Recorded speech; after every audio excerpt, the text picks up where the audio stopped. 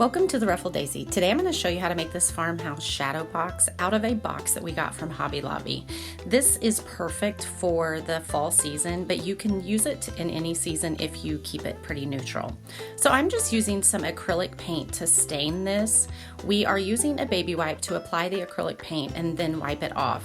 That's going to be a lot better than using an oil-based stain that takes a little bit longer to dry and is a little bit messier.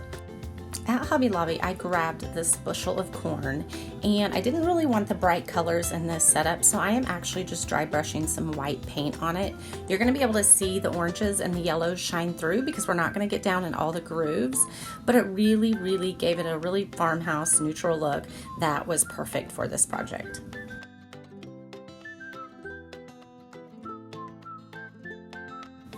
Next, we're going to paint some wooden half beads. I did use some masking tape to put them on, so that way they don't move around when you are painting them. This is a great tip for you to file in the back of your memory for when you are painting these. I just painted mine white, and then you can tell a little bit later that I did add a little bit of color and distortion to them. Now I have this word that says grateful that we are actually going to paint white, and I got this from Hobby Lobby.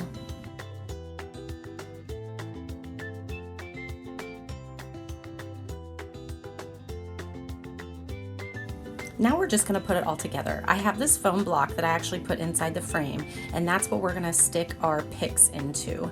I had this one from Hobby Lobby, but I ended up taking it apart because I didn't really like the look of it just in there all in one. So I went ahead and took it all apart, and that gave me the option to spread it out a little bit more into our shadow box.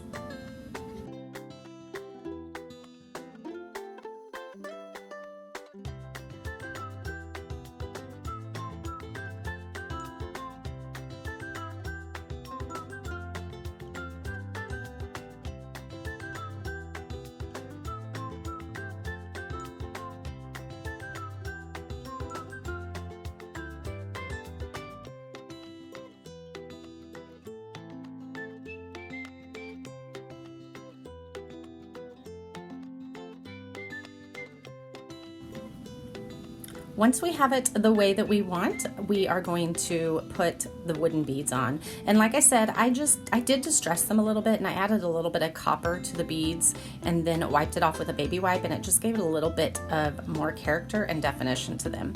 And these are what we're going to put on each of the corners of this box. You can also see here on the grateful that I did put a little bit of copper on that as well.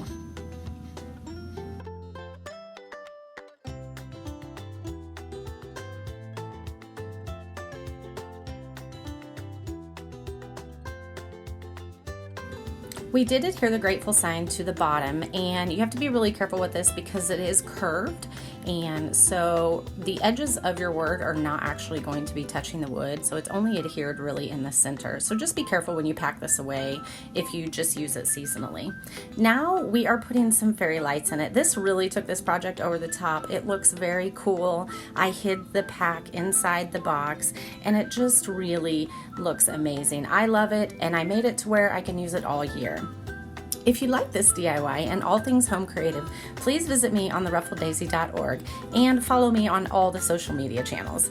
Thank you so much for watching today.